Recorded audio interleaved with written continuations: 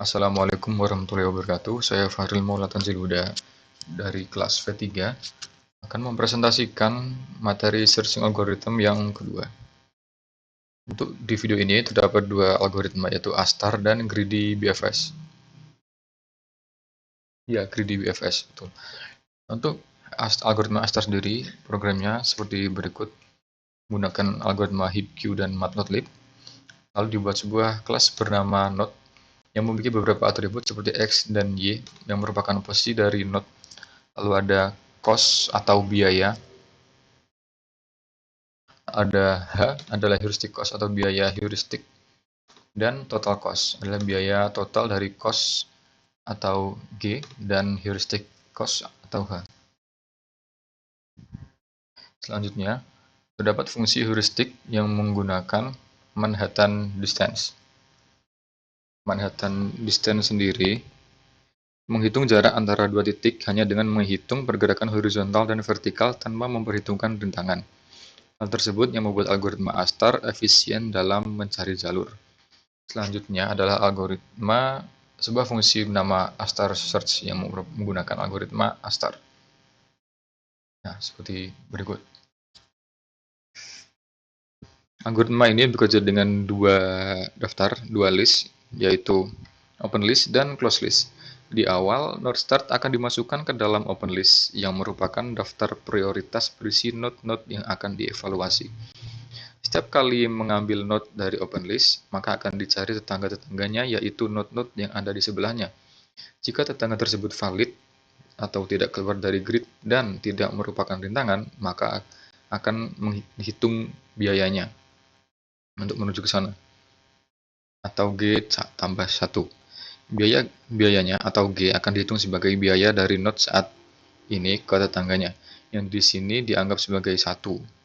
Nah, kemudian dihitung heuristiknya ke tujuan. Nilai dari nilai totalnya atau F adalah penjumlahan dari keduanya, dari G dan H. Jika jalur menuju tetangga tersebut lebih baik dibandingkan jalur lain yang sudah ditemukan, maka tetangga tersebut dimasukkan ke dalam open list untuk dievaluasi lebih lanjut. Jika tidak, maka akan dilewati saja atau tidak dilalui, dibiarkan. Setelah mencapai tujuan, maka akan direkonstruksi kembali sesuai dengan pattern atau pola dan jalur yang sudah dilewati tadi, untuk merekonstruksi dan membuat polanya. Pada contoh kode ini menggunakan grid 10x10 yang sudah saya desain sedemikian rupa, dengan startnya adalah 0,0 dan tujuannya adalah 9,9. Untuk startnya adalah titik hijau dan goalnya atau tujuannya adalah titik biru, dengan jalurnya adalah garis merah dengan titik-titik.